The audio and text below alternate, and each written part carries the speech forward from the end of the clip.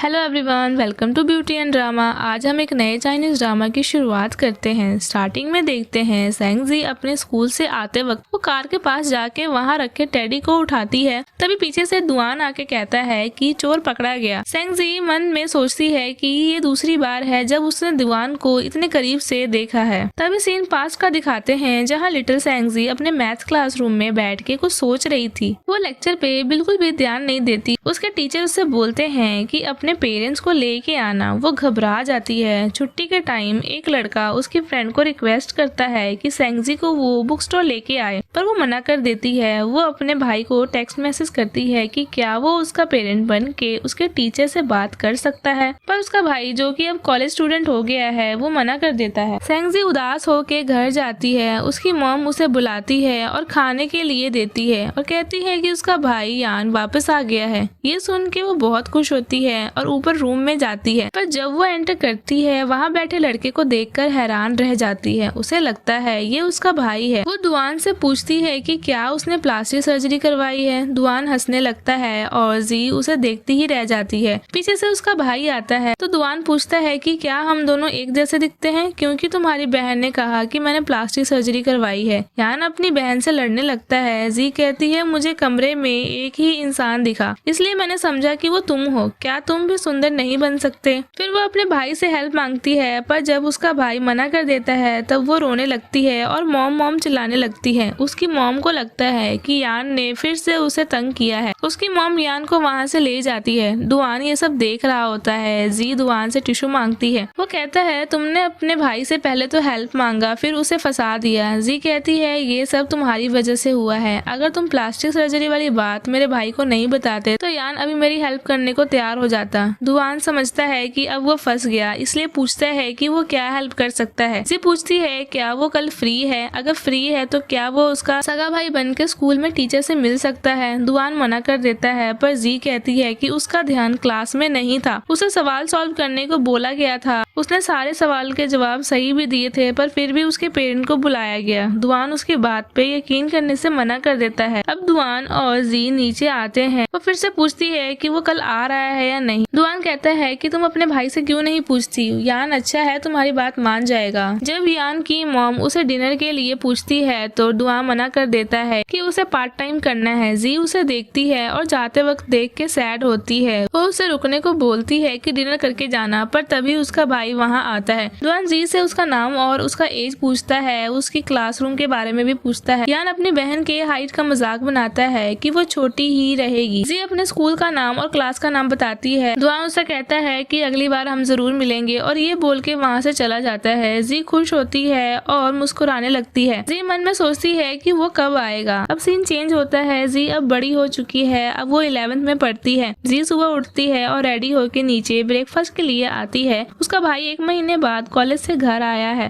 पर जी उसे इग्नोर करती है। यान उसे छोटी डैन कह के बुलाता है और फिर सभी ब्रेकफास्ट करते हैं। यान कहता है उसे अपने दूसरे कैंपस में जाने के लिए डैड का कार चाहिए। फिर जब वो ये कहता है कि उसका रूममेट रूम शिफ्ट करने वाला है और वो भी अपना रूम अपने कॉलेज के कैंपस में शिफ्ट करने वाला है, तो जी उसकी हेल्प करने के लिए बोलती है, जिसे सुनकर यान काफी हैरान होता है। वो काफी शॉक हो जाता है। उसकी मॉम कहती है कि जी को एंट्रेंस टेस्ट के रिवीजन भी करनी चाहिए, पर जी कहती है कि मैंने पहले से ही रिवीजन कर ली थी। वो जिद पे अड़ जाती है कि उसे अपने भाई की हेल्प करनी है। उसका भाई मना करता है, पर उसकी मॉम कहती है उसे मदद करने दो। जी खुश होती है और स्कूल जाती है। स्कूल से आते वक्त वो अपने भाई को कॉल करती है। वो उसके कैंपस में उसकी ब्लॉक के पास होती है और अपने भाई से एड्रेस पूछती है। तभी वो अपने डैड की कार देखती है जिसमें एक फॉक्स का टॉय स्टफ रखा हुआ था। वो वहाँ जाके उसे उठाती है। तभी पीछे से दुआन आता है और सेंगजी को पहचान लेता है। जी उसे देख के बहुत शर्माने लगती है। वो घबरा जाती है। जब दुआन उससे पूछता है कि वो यहाँ क्या कर रही है, तो जी बताती है कि वो अपने भाई की हेल्प करने आई है। वो उससे आई कांटेक्ट भी नहीं कर पाती। वो कहता है अगर उसे टेडी पसंद है तो वो उसे रख सकती है।